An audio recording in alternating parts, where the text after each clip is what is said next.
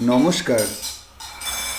গল্প বসুর আসরে আজকের নিবেদন সত্যজিৎ রায়ের শিহরণ জাগানো গল্প প্রফেসর হিজিবিজবিজ। আমার ঘটনাটা কেউ বিশ্বাস করবে বলে বিশ্বাস হয় না। না করুক, তাতে কিছু এসে যায় না। নিজে চোখে না দেখা অবধি অনেকেই অনেক কিছু বিশ্বাস করে না, যেমন ভূত।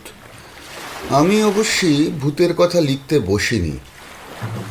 সত্যি বলতে কি, এটাকে যে কিসের ঘটনা বলা চলে সেটা আমি নিজেই জানি না, কিন্তু ঘটনাটা ঘটেছে আর আমার জীবনেই ঘটেছে, তাই আমার কাছে সেটা সত্যি।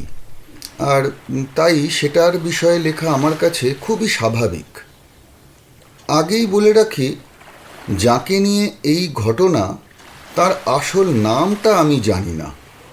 তিনি বললেন তার কোনো নামই নেই। শুধু তাই না, নাম নিয়ে একটা ছোটোখাটো লেকচারই দিয়ে ফেললেন আমাকে। বললেন, নাম দিয়ে কি হবে মশাই?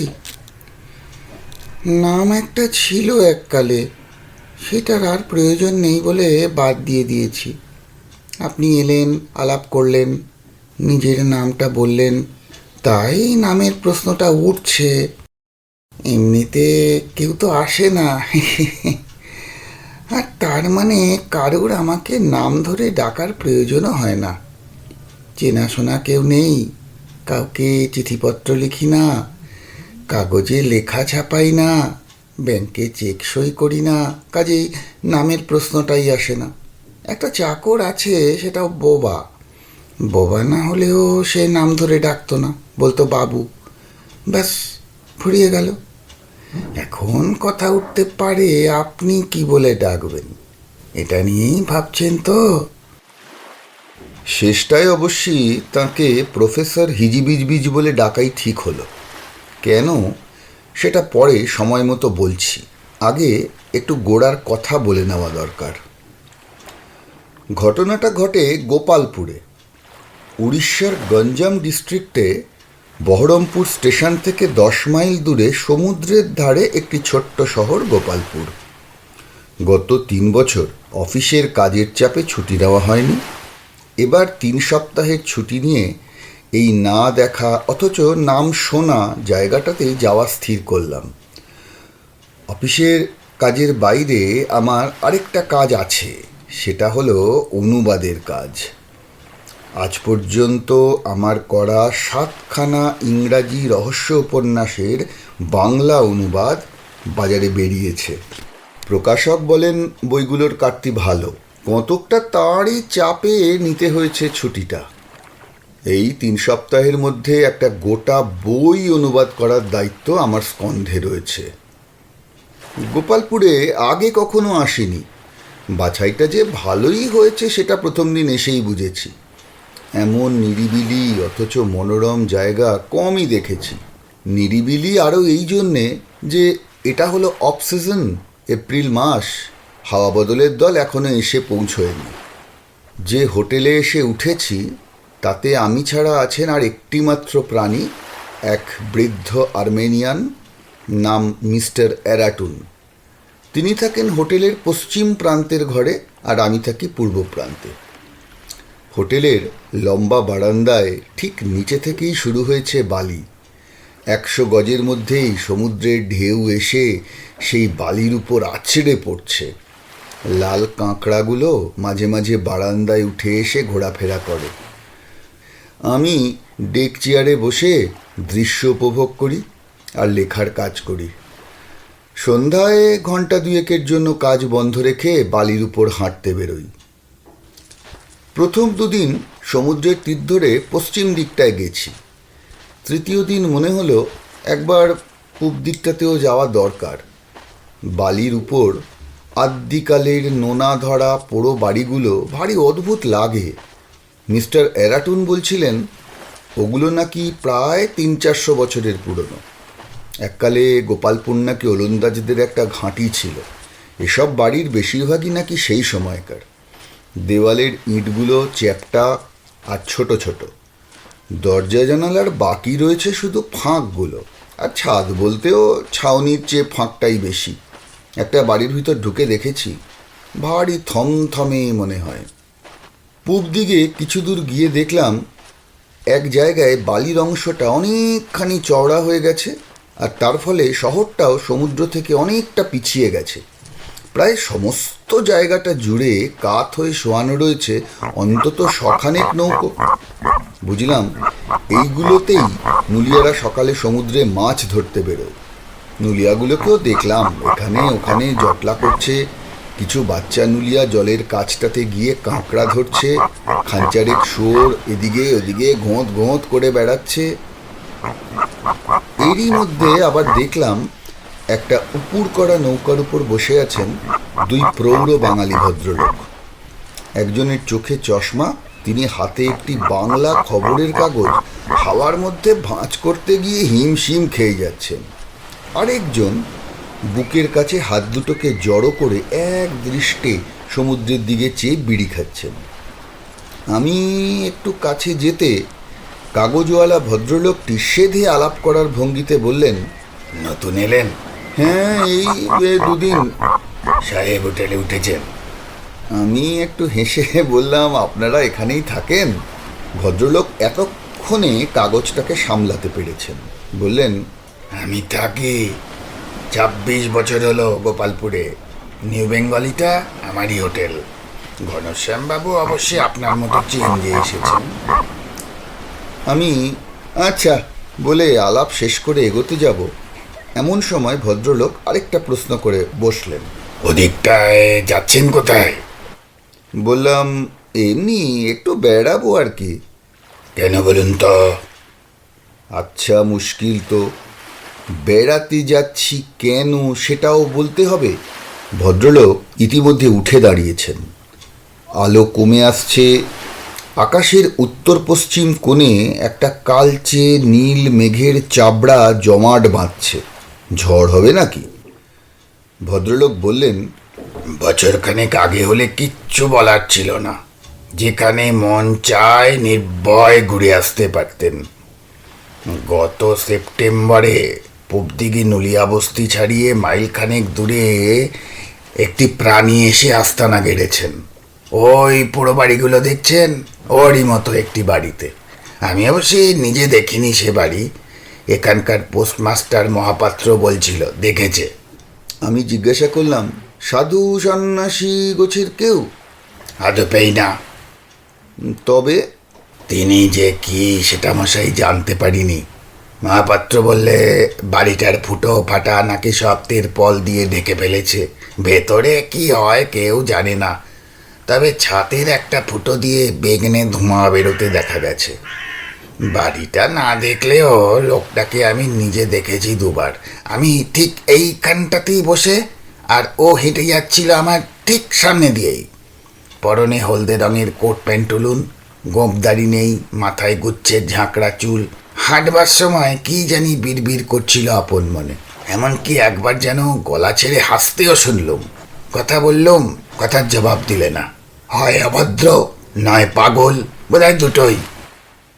ওর আবার একটি চাকরও আছে, তাকে অবশ্যই সকালের দিকটায় বাজারে দেখা যায়। এমন সন্ধ্যা মার্কার লোক দেখিনি মশাই। মাথায় কদম ছাড় চুল, ঘাড়ে গর্দানে চেহারা অনেকটা ঈশ্বরের মতোই। লোকটা হয় বোবা নয় মুখ বন্ধ করে থাকে। জিনিস কেনার সময়ও মুখ খোলে না। দোকানদারকে হাত দিয়ে দেখিয়ে বুঝিয়ে দেয়। মনিব যেমন লোকই হোক না কেন, অমন চাকর যে বাড়িতে আছে তার কাছে পিঠে না যাওয়াটাই বুদ্ধিমানের কাজ নয় কি? ঘনশ্যাম ভদ্রলোকটিও ইতিমধ্যে উঠে পড়েছেন। বিড়িটাকে বালির উপর ছুঁড়ে ফেলে দিয়ে বললেন, চলুন মশাই।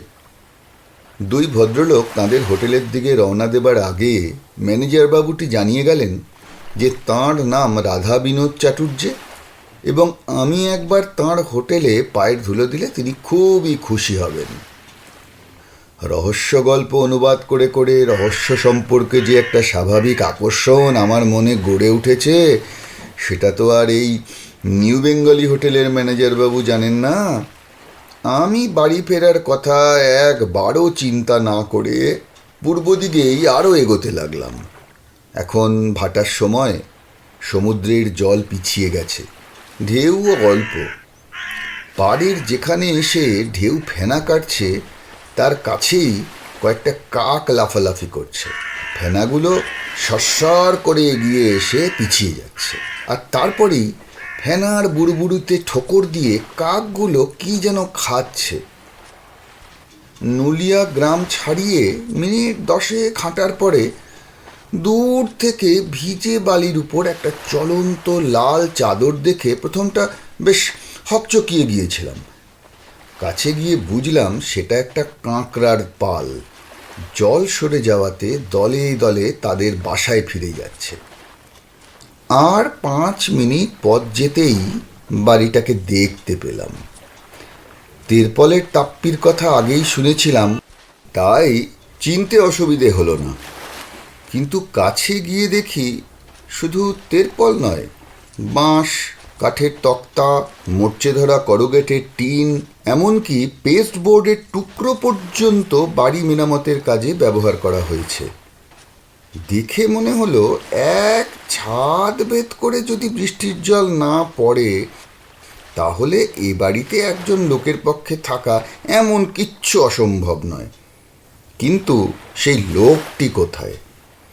মিনিটখানেক দাঁড়িয়ে থেকে মনে হলো সে যদি সত্যি চিতগ্রস্ত হয়, আর তার যদি সত্যিই একটা স্বর্ণামার্কা চাকর থেকে থাকে, তাহলে আমি যেভাবে উগ্র কৌতূহল নিয়ে বাড়িটার দিকে হাঁ করে চেয়ে দেখছি সেটা বোধহয় খুব বুদ্ধিমানের কাজ হচ্ছে না।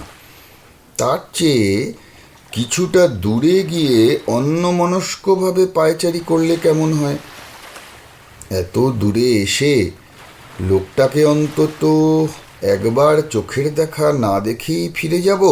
এইসব ভাবতে ভাবতেই হঠাৎ খেয়াল হলো যে বাড়ির সামনের দরজার ফাঁকটার পিছনে অন্ধকারের মধ্যে কি যেন একটা নড়ে উঠল, আর তারপরই একটি ছোট্টখাট্ট বেঁটে লোক বাইরে বেরিয়ে এলো।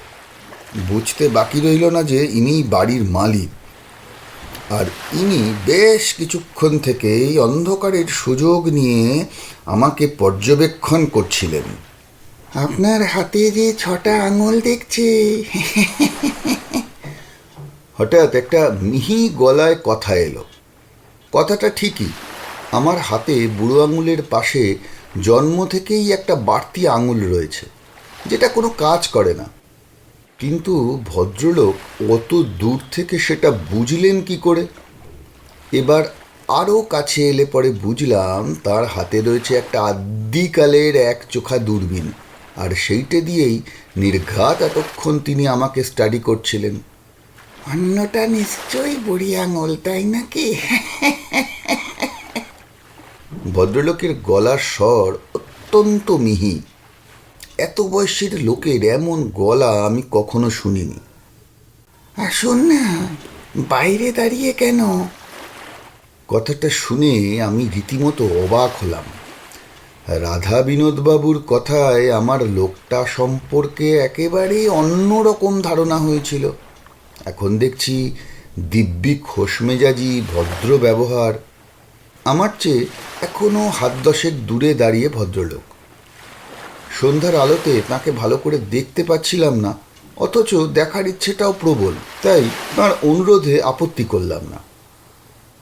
একটু সাবধানে, আপনি লম্বা মানুষ, আমার দরজাটা আবার।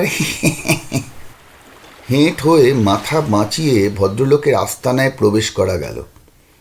একটা পুরনো মেটে গন্ধর সঙ্গে সমুদ্রের স্যাঁতস্যাঁতে গন্ধ আর আরেকটা কি জানি অচেনা গন্ধ মিশে এই 5 মেশালি জোড়াতালি বাড়ির সঙ্গে বেশ খাপ খেয়ে গেছে। বাঁদিকে আসুন, ডান দিকেরটা আমার কাজের ঘর। ডান দিকের দরজার ফাঁকটা দেখলাম একটা বড় কাঠের তক্তা দিয়ে বেশ পোক্তভাবেই বন্ধ করা রয়েছে। আমরা বাঁদিকের ঘরে ঢুকলাম। এটাকে বোধহয় বৈঠকখানা বলা চলে। এক কোণে একটা কাঠের টেবিলের উপর কিছু মোটা মোটা খাতাপত্র, গোটা 3 কলম, একটা দোয়াত, একটা আঠার শিশি, একটা বড় কাঁচি, টেবিলের সামনে একটা মরচে ধরা টিনের চেয়ার, এক পাশে একটা বড় উপুর করা প্যাকিং কেস, আর ঘরের ঠিক মাঝখানে একটা বিরাট চেয়ার। এই শেষের আসবাবটি থাকা উচিত ছিল কোনো রাজবাড়ির বৈঠকখানায়।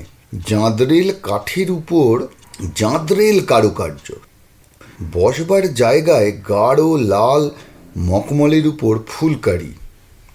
আপনি ওই বাক্সটায় বসুন, আমি চেয়ারে বসছি। এই প্রথম একটা খটকা লাগলো। লোকটা বদ্ধ পাগল না হলেও একটু বেয়ারা রকমের খামখেয়ালি তো বটেই। তা না হলে একজন বাইরের লোককে নিজের বাড়িতে ডেকে এনে প্যাকিং বাক্সে বসতে দিয়ে নিজে সিংহাসনে বসে। অথচ জানালায় তেরপলের ফাঁক দিয়ে আসা সন্ধ্যার আলোতে তো তাঁর চোখে কোনো পাগলামির লক্ষণ দেখছি না, বরং বেশ একটা ছেলে মানুষই হাসি খুশি ভাব। আর সেই কারণেই লোকটার বেয়ারা অনুরোধ সত্ত্বেও তার উপর কোনো বিরক্তির ভাব এলো না। আমি প্যাকিং কেসটার উপর বসলাম। তারপর বলুন, ভদ্রলোক বললেন। কি বলবো, আসলে তো কিছুই বলতে আসিনি, শুধু দেখতেই এসেছিলাম। তাই ফস করে বলুন বললে বেশ মুশকিলেই পড়তে হয়। শেষটায় আর কিছু ভেবে না পেয়ে নিজের পরিচয়টাই দিয়ে ফেললাম। আমি এসেছি ছুটিতে কলকাতা থেকে। আমি একজন লেখক। আমার নাম হিমাংশু চৌধুরী। এদিকে এসেছিলাম বেড়াতে, আপনার বাড়িটা চোখে পড়ল। বেশ বেশ, পরিচয়টা পেয়ে খুশি হলাম।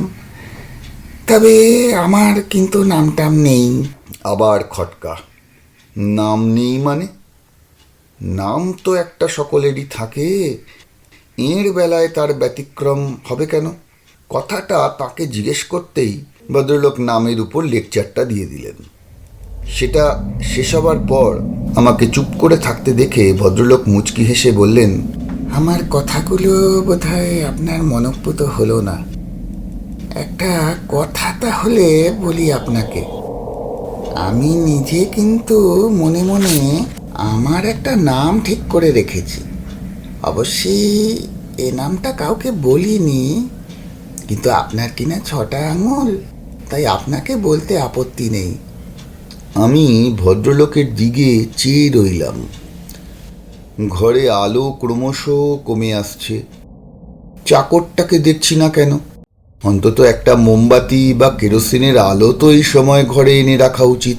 ভদ্রলোক এবার হঠাৎ তার মাথাটা একপাশে ঘুরিয়ে বললেন, আমার কানটা লক্ষ্য করেছেন কি? এতক্ষণ করিনি, কিন্তু এবার চোখ পড়তেই চমকে উঠলাম। মানুষের এরকম কান আমি কখনো দেখিনি। উপর দিকটা গোল না হয়ে ছুঁচলো, ঠিক যেমন শিয়াল কুকুরের হয়। এরকম হলো কি করে?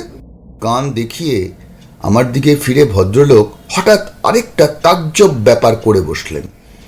তার নিজের মাথার চুলটা ধরে দিলেন এক টান, আর তার ফলে সেটা হাতে খুলে এলো। অবাক হয়ে দেখি এক ব্রহ্মতালুর কাছে আর কানের পাশটাতে ছাড়া সারা মাথার কোথাও একগাছি চুল নেই। এই নতুন চেহারা আর তার সঙ্গে মিটিমিটি চাহনিতে দুষ্টু হাসির ভাব দেখে আমার মুখ থেকে আপনা থেকেই একটা নাম বেরিয়ে পড়ল, হিজিবিজবিজ। এক্স্যাক্টলি। ভদ্রলোক হাততালি দিয়ে খিলখিল করে হেসে উঠলেন। আপনি ইচ্ছে করলে ছবির সঙ্গে মিলিয়ে দেখতে পারেন। বললাম, দরকার নেই, হিজিবিজবিজের চেহারা ছেলেবেলা থেকেই মনে গেঁথে আছে। বেশ বেশ বেশ, আপনি জানতো স্বচ্ছন্দে নামটা ব্যবহার করতে পারেন। এমনকি নামটার আগে একটা প্রফেসর জুড়ে দিলে আরও ভালো হয়। অবশ্যই এটা কাউকে বলবেন না। যদি বলেন তাহলে কিন্তু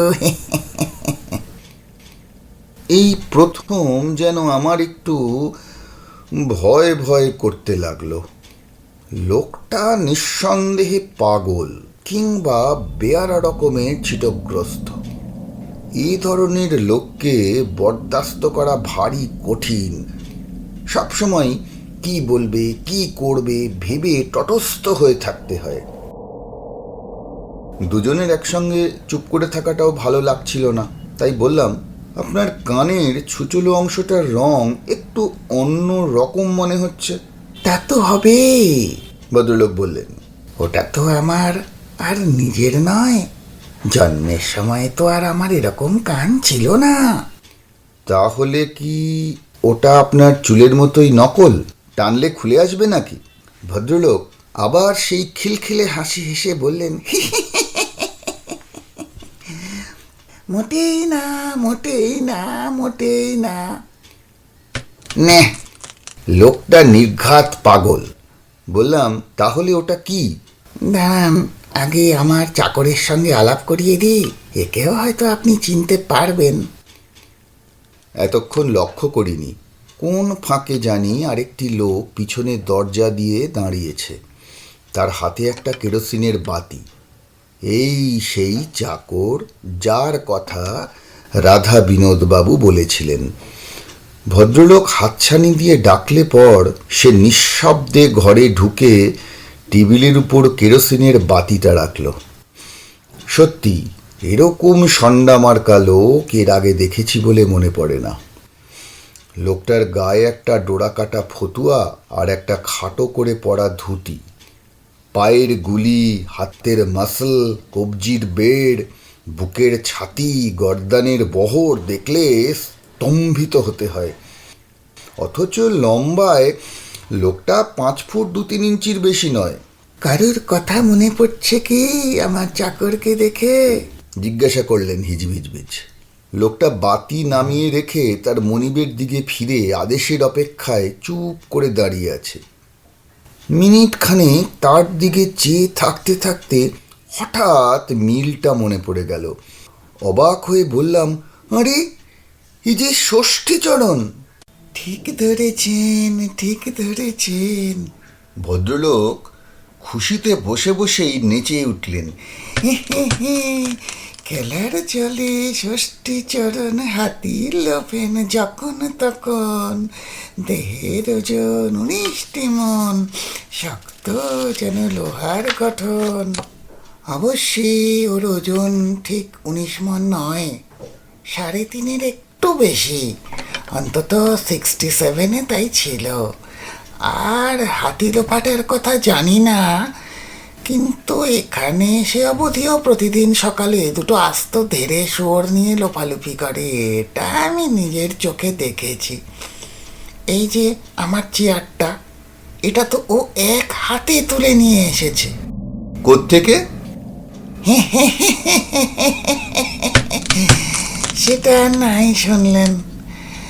যা তো ষষ্ঠী, 2টো ডাব নিয়ে এসো তো আমাদের জন্যে।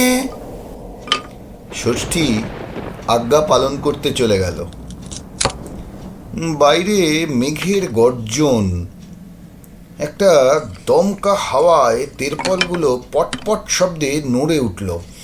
এইবারে না উঠলে দুর্যোগে পড়তে হতে পারে। আমার কানটার কথা জিজ্ঞেস করছিলেন না? ভদ্রলোক বললেন, ওটা আসলে একটা বনবিড়ালের কান আর আমার অরিজিনাল কান মিশিয়ে তৈরি। কথাটা শুনে হাসি পেয়ে গেল। বললাম, মেশালেন কি করে? ভদ্রলোক বললেন, কেন, একটা মানুষের হৃৎপিণ্ড আরেকটা মানুষের শরীরে বসিয়ে দিচ্ছে, আর একটা জানোয়ারের 8খানা মাত্র কান একটা মানুষের কানের উপর বসিয়ে দেওয়া যাবে না? আপনি কি আগে ডাক্তারি করতেন? প্লাস্টিক সার্জারি জাতীয় কিছু? তা তো বটে, করতাম কেন, এখনো করি। তবে সে যেমন তেমন প্লাস্টিক সার্জারি নয়।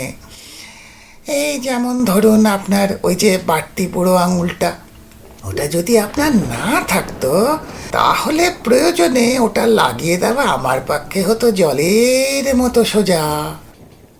লোকটাকে অনেক চেষ্টা করলাম বড় ডাক্তার হিসেবে কল্পনা করতে, কিন্তু কিছুতেই পারলাম না। অথচ কানটার দিকে চোখ গেলে সত্যি ভারী অদ্ভুত লাগছিল। কি বেমালুমভাবে জোড়া লাগিয়েছে, বোঝার কোনো উপায় নেই। ভদ্রলোক বললেন, ডাক্তারি আর বিজ্ঞানের বই ছাড়া জীবনে কেবলমাত্র দুটি বই পড়েছি আমি, আবোল তাবোল আর হজবরল।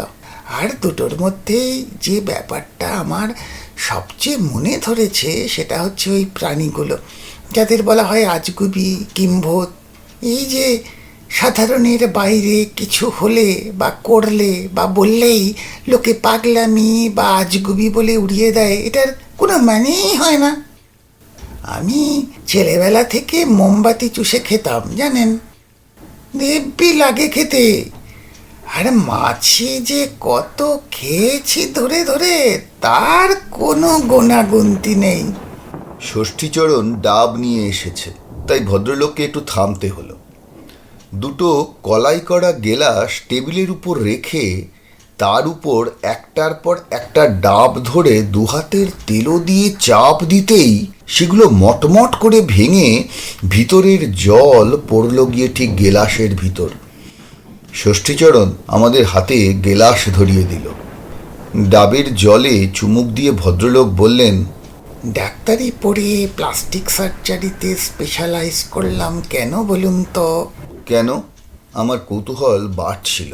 সেটা আর কিছুই নয়, ভদ্রলোকের কল্পনার দৌড় কদ্দূর সেটা জানবার জন্যে।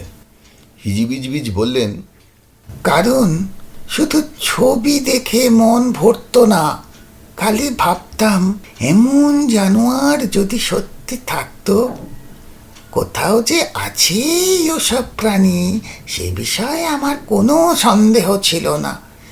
কিন্তু আমি তাদের চাইছিলাম আমার ঘরের মধ্যে, আমার হাতের কাছে, আমার চোখের সামনে, বুঝেছেন? আমি বললাম, না মশাই, বুঝিনি, কোন সব প্রাণীর কথা বলছেন আপনি?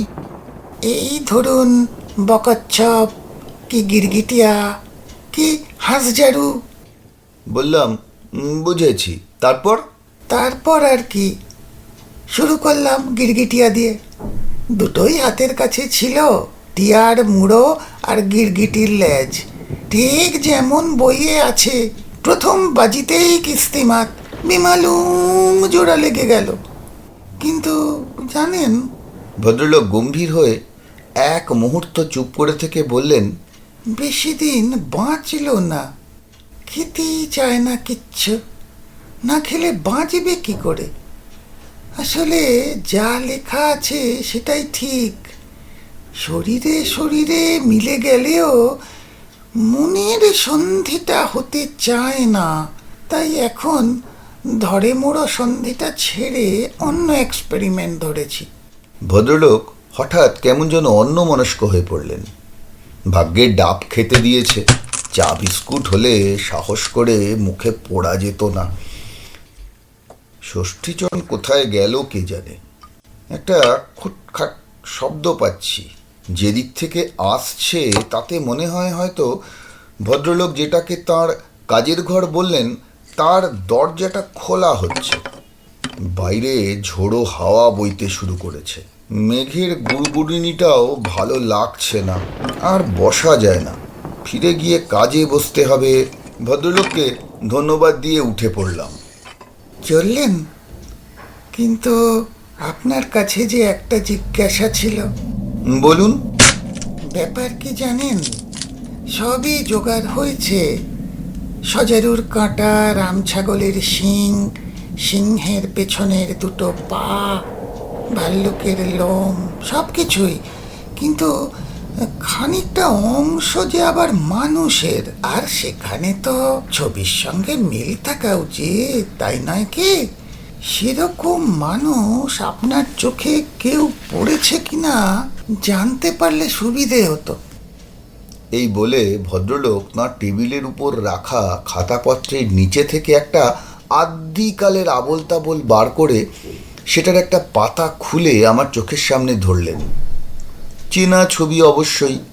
হাতে মুগুর নিয়ে একটা অদ্ভুত প্রাণী একটা পলায়নরত গোবে চাড়া মানুষের দিকে কটমট করে চেয়ে আছে। ভয় পেও না, ভয় পেও না, তোমায় আমি মারব না, সত্যি বলছি তোমার সঙ্গে কুস্তি করে পারবো না। কেমন চমৎকার হবে বলুন তো, এমন একটি প্রাণী তৈরি করতে পারলে। কিছুই না, তোড়জোড় সব হয়েই আছে।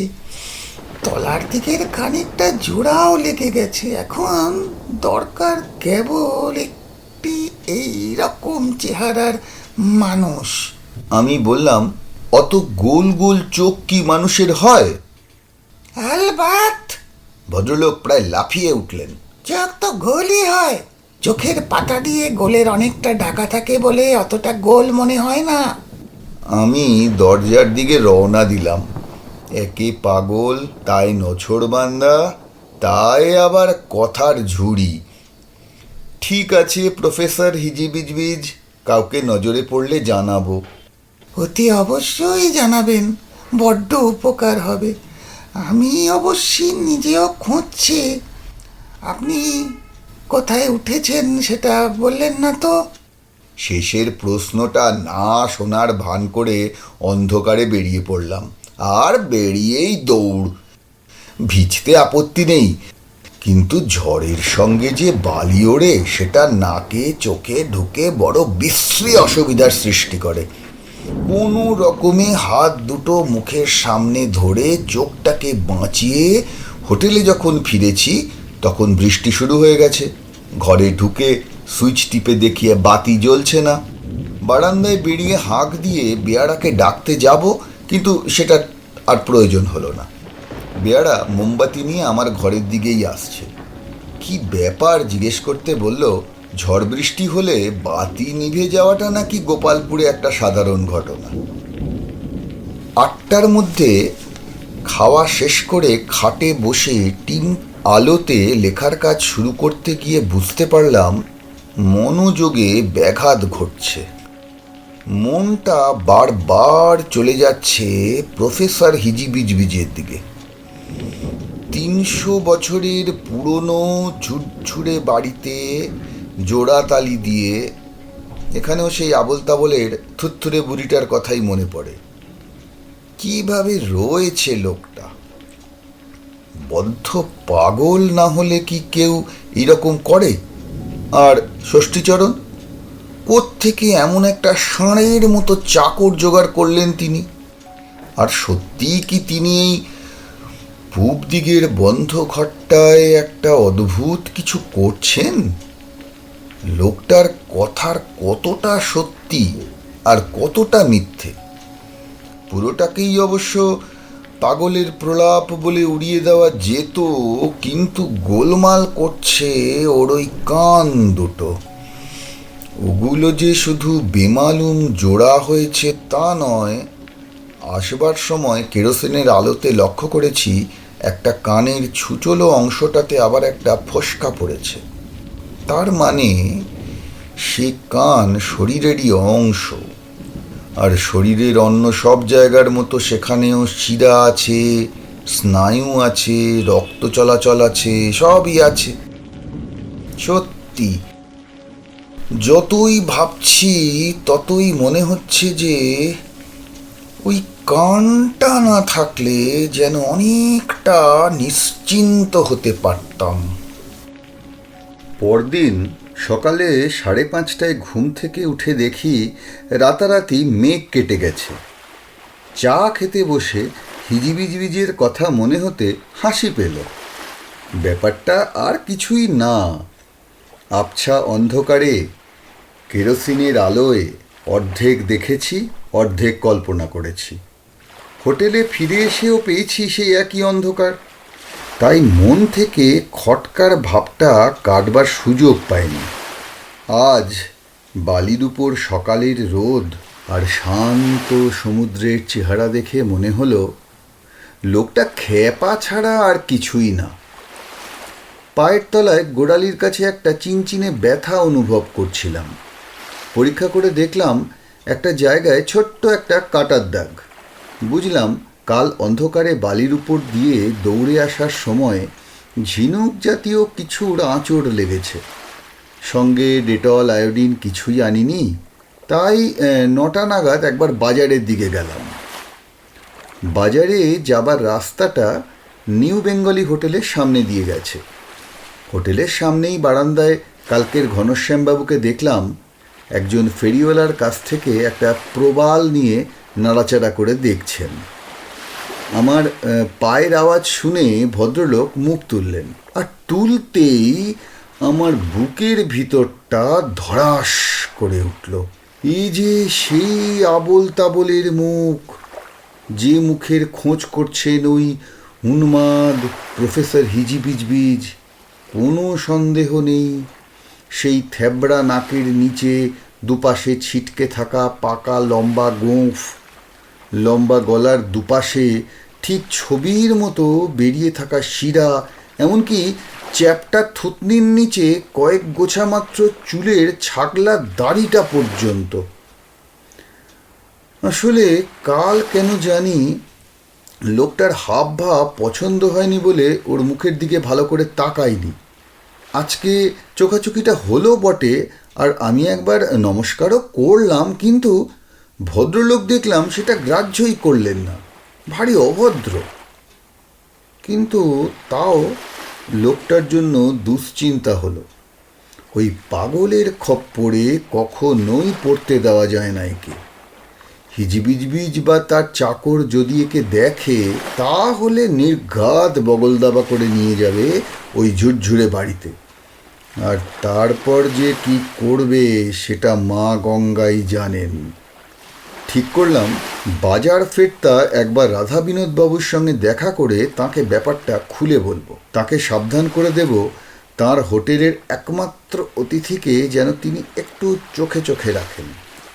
কিন্তু ডেটল কিনতে কিনতেই আমার সংকল্পটা যেন আপনা থেকেই বাতিল হয়ে গেল।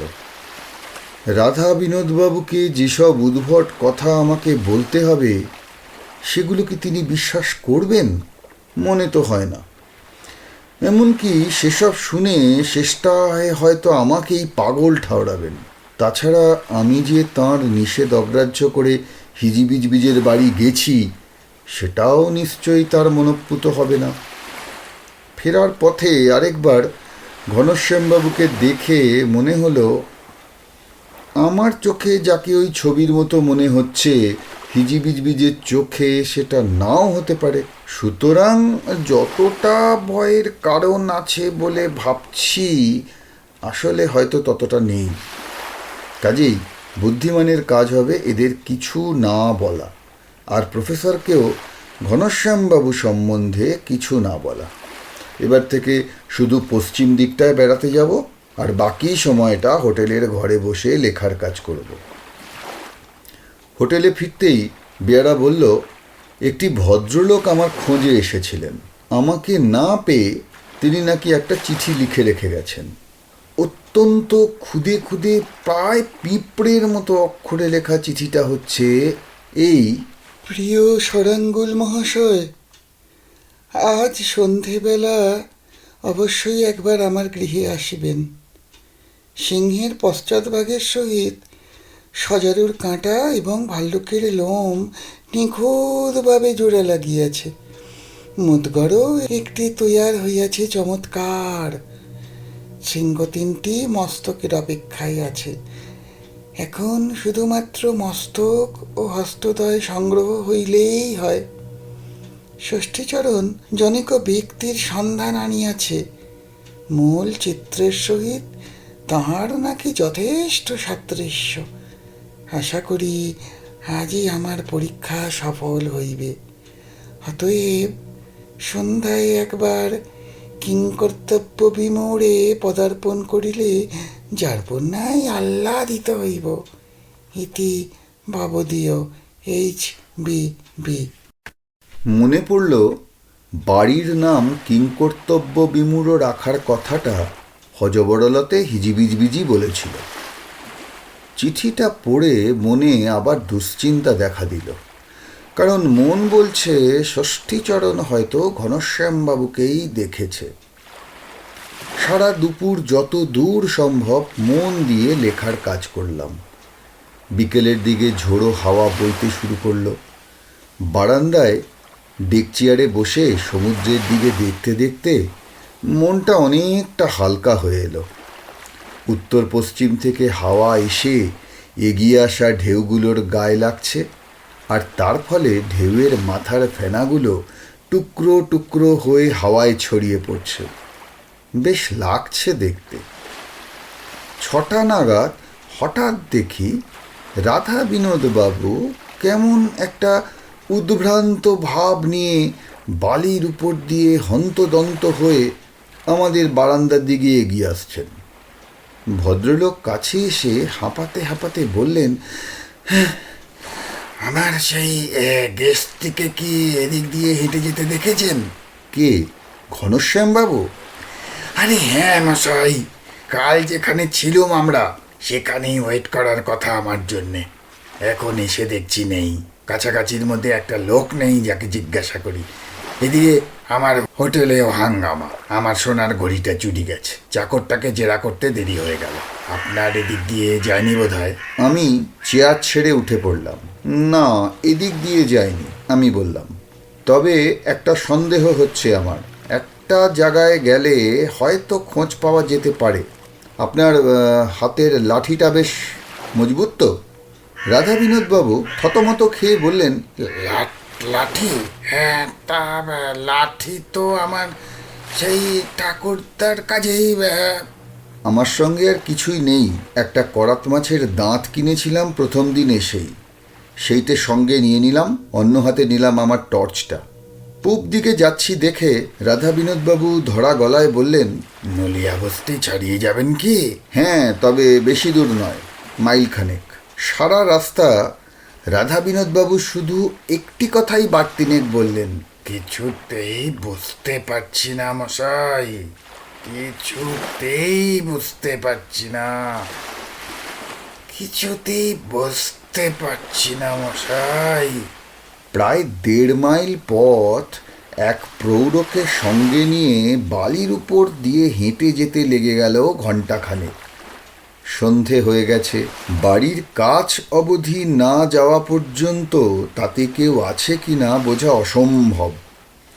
বাড়িটার দিকে যতই এগোচ্ছি ততই দেখছি রাধা বিনোদবাবুর উৎসাহ কমে আসছে। শেষটায় 10 হাত দূরে পৌঁছে হঠাৎ একেবারে থেমে গিয়ে বললেন, আপনার মতলবটা কি বলেন তো? বললাম, এত দূরেই যখন এলেন তখন আর মাত্র 10টা হাত যেতে আপত্তি কিসের? অগত্যা ভদ্রলোক এগিয়ে এলেন আমার পিছন পিছন। বাড়ির সামনে এসে টর্চ জ্বালতে হলো, কারণ ভিতরে দুর্ভেদ্য অন্ধকার। কালকের কেরোসিনের বাতি এতক্ষণে জ্বলে যাবার কথা, কিন্তু জ্বলেনি। সামনের দরজা দিয়ে ভিতরে ঢুকে টর্চের আলোতে প্রথমেই দেখলাম একটা লোক মাটিতে হুমড়ি দিয়ে পড়ে আছে। লোকটা মরেনি, কারণ তার বিশাল বুকটা নিঃশ্বাসে প্রশ্বাসে ওঠানামা করছে। এ যে সেই চাকরটা! ঘর ঘরে গলায় বলে উঠলেন রাধা বিনোদবাবু। আগে হ্যাঁ, ষষ্ঠীচরণ। আপনি নামটাও জানেন নাকি? এ কথার উত্তর না দিয়ে বৈঠকখানায় ঢুকলাম। ঘর খালি, প্রফেসরের কোনো চিহ্নই নেই। সেখান থেকে বেরিয়ে গেলাম কাজের ঘরের দিকে। দরজাটা অর্ধেক খোলাই ছিল। ষষ্ঠীচরণকে ডিঙিয়ে তবে ভিতরে ঢুকতে হলো। বৈঠকখানার মতোই ঘরের আয়তন। একদিকে টেবিলের উপরে স্তূপীকৃত সরঞ্জাম, শিশি, বোতল, কাঁটাছুরি, ওষুধপত্র ইত্যাদি। একটা উগ্র গন্ধে ঘরটা ভরে রয়েছে। এ গন্ধ আমি চিনি। ছেলেবেলায় চিড়িয়াখানায় জন্তুর খাঁচার সামনে দাঁড়িয়ে এ গন্ধ পেয়েছি। আরে, সে লোকটার পাঞ্জাবিটা রয়েছে দেখছি এখানে। রাধা বিনোদবাবু চেঁচিয়ে উঠলেন। আজ সকালে পাঞ্জাবিটা আমিও দেখেছি। 3 কোয়ার্টার হাতা ব্রাউন রঙের পাঞ্জাবি, বুকে সাদা বোতাম। এটা যে ঘনশ্যামবাবুরই পাঞ্জাবি তাতে কোনো সন্দেহ নেই। আর এই পাঞ্জাবির পকেটে হাত ঢুকিয়ে এই ছমছমে অবস্থাতেও রাধা বিনোদ বাবু চমকে উঠে হাঁপ ছাড়লেন। তিনি তার সোনার ঘড়ি ফিরে পেয়েছেন। কিন্তু এখানে এসব কি হচ্ছে বলুন তো? কিসের সরঞ্জাম এগুলো? পাঞ্জাবি রয়েছে, পকেটে ঘড়ি রয়েছে, কিন্তু সে বেটা মানুষটা গেল কোথায়? আর সেই বুড়োটাই বা কোথায় গেল? বললাম, বাড়ির ভিতরে নেই সেটা তো বোঝাই যাচ্ছে, চলুন বাইরে। ষষ্ঠীচরণ এখনো অজ্ঞান। তাকে আবার ডিঙিয়ে পেরিয়ে আমরা বাড়ির বাইরে বালির উপর এলাম। এবারে সমুদ্রের দিকে চাইতেই আবছা অন্ধকারে একটা মানুষকে দেখতে পেলাম। সে এই দিকেই আসছে। আরেকটু কাছে আসতে হাতের টর্চটা জ্বালিয়ে তার উপর ফেললাম। প্রফেসর হিজি বিজবিজ। সরাঙ্গুল মশাই কে? আগে হ্যাঁ, আমি হিমাংশু চৌধুরী। আর একটু আগে এলেন না? ভদ্রলোক যেন গভীর আক্ষেপের সঙ্গে কথাটা বললেন। কেন বলুন তো, জিজ্ঞাসা করলাম। ও তো চলে গেল।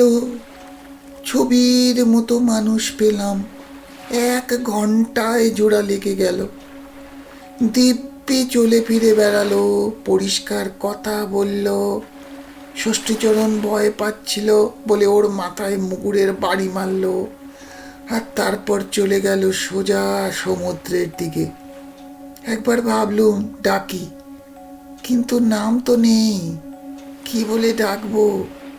মানুষের মাথা, সিংহের পা, সজারুর পিঠ, রাম ছাগলের শিং, অথচ জলে যে গেল কেন সেটা বুঝতেই পারলাম না। কথাটা বলতে বলতে ভদ্রলোক তাঁর অন্ধকার বাড়ির ভিতর ঢুকে গেলেন। আমার হাতের টর্চটা এতক্ষণ তার উপর ফেলা ছিল। এখন হাতটা নিচে নামতে চোখে পড়ল বালির উপর পায়ের ছাপ, টাটকা পায়ের ছাপ। পা তো নয়, থাবা। ছাপ ধরে আলো ফেলে এগিয়ে গেলাম। ক্রমে ভিজে বালি এলো, তাতে ছাপ আরও গভীর। কাঁকড়ার গর্তের পাশ দিয়ে অজস্র ঝিনুকের উপর দিয়ে থাবার ছাপ ক্রমে জলের দিকে গিয়ে সমুদ্রে হারিয়ে গেছে। এতক্ষণে রাধা বিনোদবাবু কথা বললেন।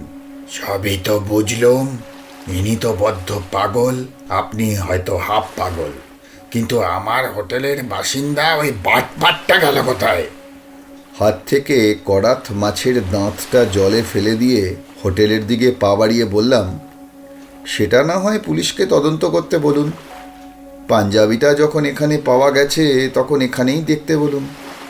তবে আমার আশঙ্কা হচ্ছে যে রহস্যের কুলকিনারা করতে গিয়ে পুলিশ বাবাজিরও চেষ্টায় না আমার দশাই হয়, অর্থাৎ কিংকর্তব্য বিমূঢ়।